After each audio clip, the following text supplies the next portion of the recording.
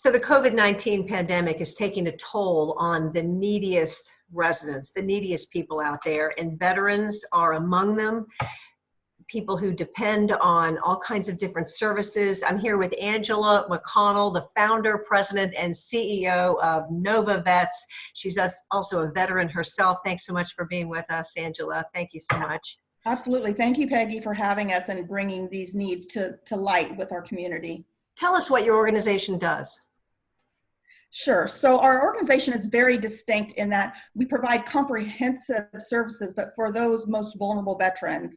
And what that means are veterans that are very elderly or disabled or have certain challenges where they can't alone get through the processes of finding what services are out there. We have so many great services. They need help usually with filling out applications, finding the services that meet their specific criteria, and then actually getting those service providers to respond and come and take care of them and provide what they need. So we are the bridge to access. We have great services providing food and legal help and healthcare and employment, but our veterans just don't know how to find them and receive that service. So that's what we do. We kind of consider this a critical piece of the whole vulnerable veteran, support process and getting them the care and the need that they need. Right. I understand it can be quite a maze and quite difficult to navigate all these services. Throughout this pandemic over the past months, how have you seen these needs change or increase for veterans?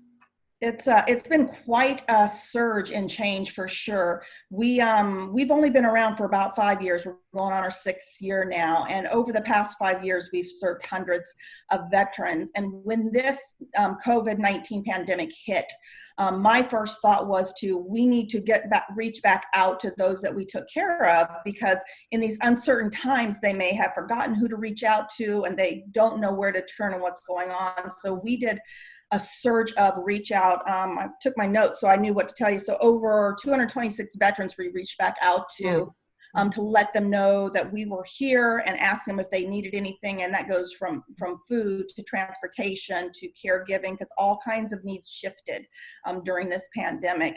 And from January until March, in March we had a tenfold increase in need overall. And thankfully we had volunteers with us that stepped up to help fill those needs. Many are home now and they can flex their hours. So that was a godsend for us. So we were very happy. Yeah. A little, I guess, this tiny silver lining, for you guys. I know that some of the needs are unusual. And you have told me about a veteran named Robert who is recovering in the hospital now. But what was so interesting was about his dog, his beloved dog named Sasha. Tell me a little bit about that and what you helped do. This is a beautiful story. So yes, we had a veteran, a Marine Corps veteran, Robert, who came to us just needing transportation to get down to the VA hospital in DC for cancer treatments.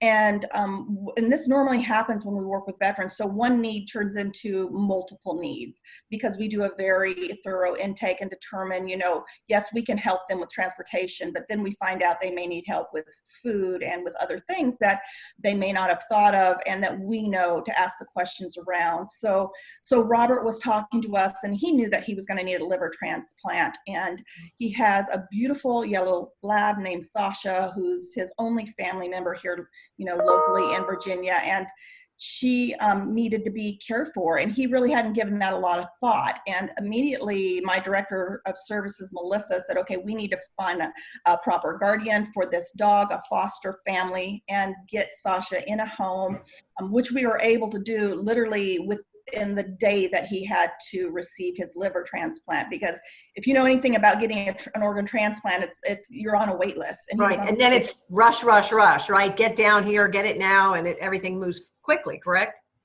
Very quickly. Within 2 days, we weren't sure why we weren't hearing from them because we had like 5 foster families with a wonderful organization called PACT, P-A-C-T for animals. And we narrowed down a family that was local here in Fauquier with him and worked together and got Sasha out to this wonderful family who's taken him in. And I understand the family has a 16-year-old son who's been a little bored, not going to school, and is just ecstatic that he's got this new friend to hang out with. Yes.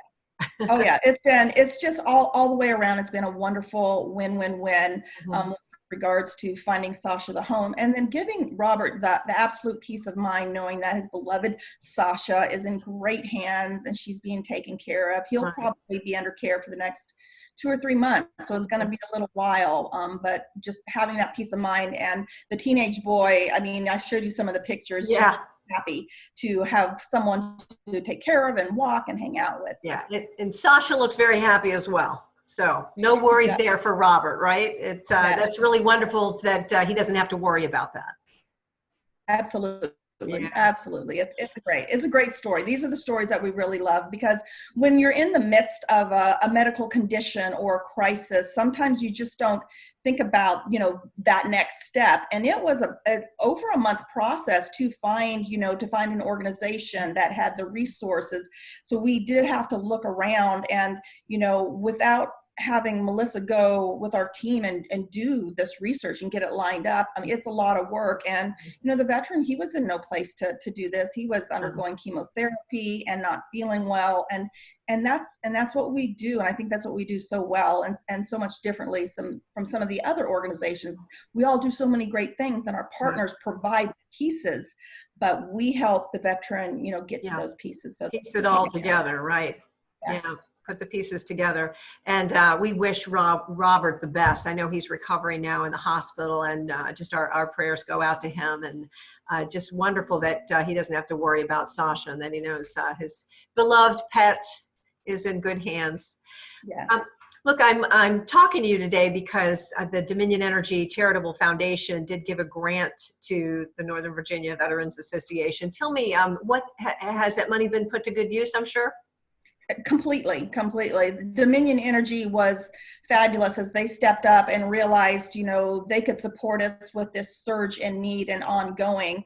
And I'm just so fortunate to have been able to talk with Dominion Energy and let them know what we did and how we did it. And they turned around and said, this is a critical mission. We understand it. It's what we need here in the community.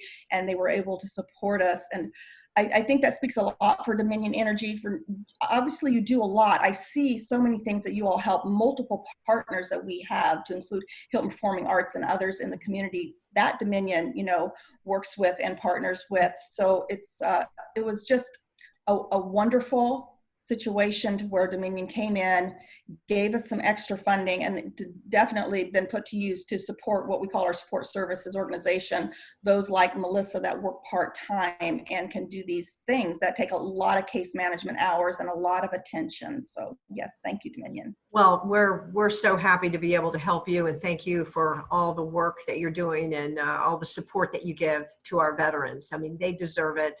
And so we're very thankful to have an organization like yours that can step in and help. If there are people out there who want to volunteer, how would they go about doing that?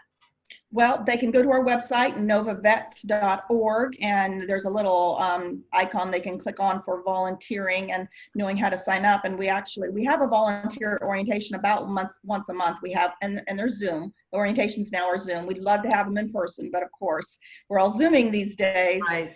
So yeah, so they can go to our organization. We also have a presence on Facebook, and they can contact us through Facebook as well, and just let us know what they want to do, because I mean, the more we have on our team to support and help out, the more we can do for our veterans. Well, it's a great organization to support, and we're so glad we have a partnership with you. Thank you so much, Angela McConnell.